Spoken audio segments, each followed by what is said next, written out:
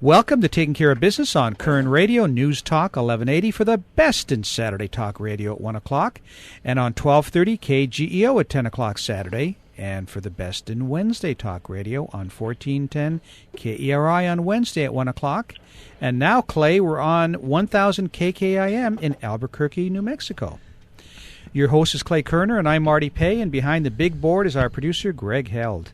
Hey, Clay, that was a great show last week with Jeremy Stott and Mafe Neuter, country music legend. Mafe is an awesome individual, and Jeremy's doing a great job with veterans. Mm-hmm. Yeah, great show. But today we've got the kind of lineup that talk show hosts just dream about. In the second half, we have author of The Coming Revolution, Struggle for Freedom in the Middle East, Fox contributor and advisor to the U.S. House of Representatives, Dr. Waleed Phares.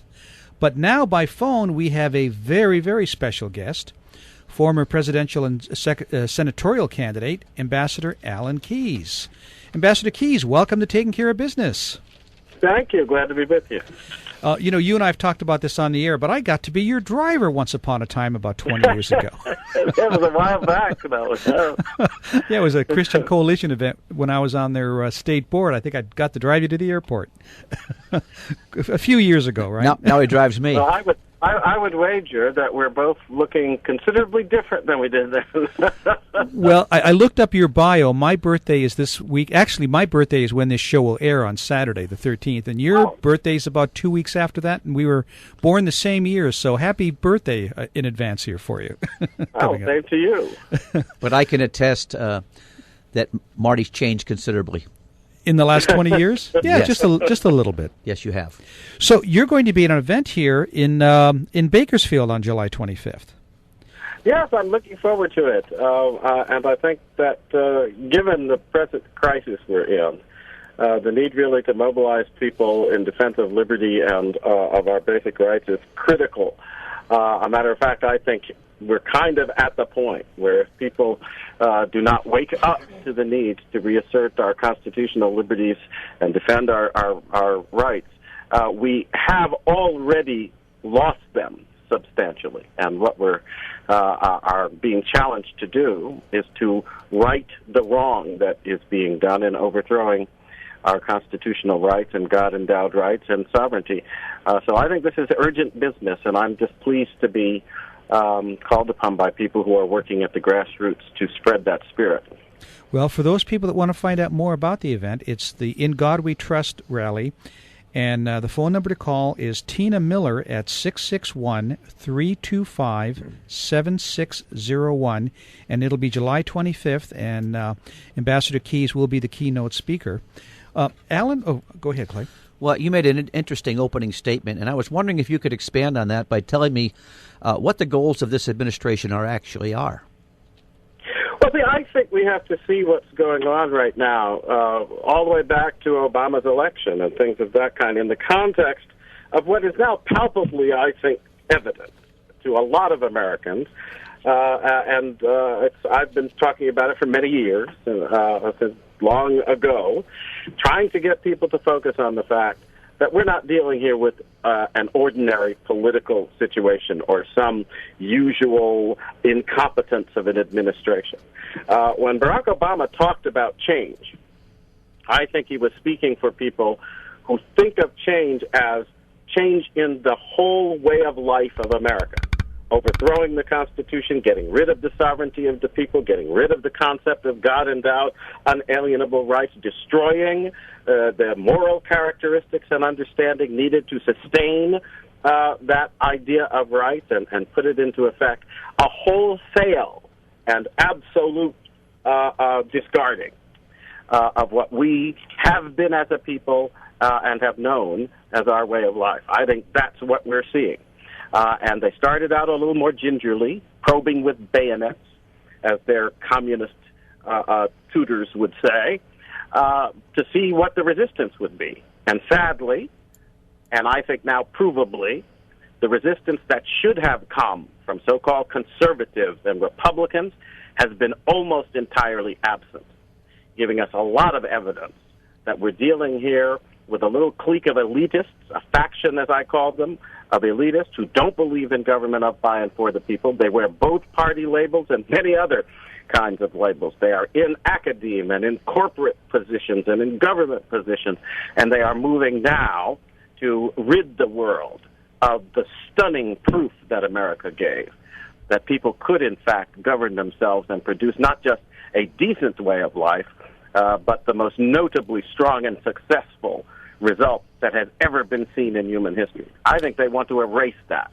from the record books because it reverses the notion that prevailed in the mind of humanity, that government had to be based on rule by the few, and that was what was sanctioned by divine powers, whereas America is based on the notion that the Creator God has a respect for each and every individual's capacity to do what's right. And if we live up to that expectation, a people can produce great results, as Americans have. I totally agree. Our guest by phone, former presidential and senatorial candidate, Alan Keyes. Alan, just following up on what you just said, which was pretty shocking, actually. But if the 2014 elections continue and the Democrats end up taking the House of Representatives, what do you think is going to happen, or what is Obama going to do? Well, you know, the reason I'm starting out with a little skepticism, I don't think the party difference makes any difference anymore. And I think people need to wake up to this. People mobilized to give the Republicans control of the White House in the early part of the 2000s. They mobilized in reaction against their betrayal in 2006, and control went to the Democrats. But then the Tea Party movement arose in response and reaction against the openly leftist, communist, socialist ideology that Barack Obama was championing. And they moved the Republicans back into control of the House. Did it make any difference? No, it didn't. In fact, they embarrassingly, and in a fashion that was shocking, gave in to Obama on the health care stuff, on the budgetary matters, on their refusal to put a limit on the debt ceiling. They even handed the initiative in raising the debt ceiling to him so that they could escape political responsibility for it. We've seen a disgraceful proof, and the surest evidence of that was the nomination of Mitt Romney for president. Who was this man? A leftist Republican responsible in his own state for imposing an Obamacare-like government takeover of health care that has proven disastrous in Massachusetts, as it will prove disastrous for the country if we don't stop it. And this was the Republican answer in 2012. And in 2014, are they offering us anything different? John Boehner has been kowtowing and surrendering to Obama and his minions in a way that infuriates the great core of Republicans and conservatives throughout the country. And I think a lot of people who have been stubbornly insistent that there is no saving America outside the Republican Party, you know, like that whole mantra about there's no salvation outside this church or that church, they have been following that, but now they're waking up. And I think they're beginning to realize the Republicans won't save America. The Democrats are destroying America openly and clearly. What's going to happen? There's only one cavalry to come to the rescue here, and that's the American people themselves. And I think they're going to have to build something new, just as they have had to do in the past, when they have been betrayed by the parties that pretended to serve the people, but in fact were only serving their own powerful, cliquish little interests and destroying the country. Alan, you really need to come out of your shell and tell us how you really feel about this.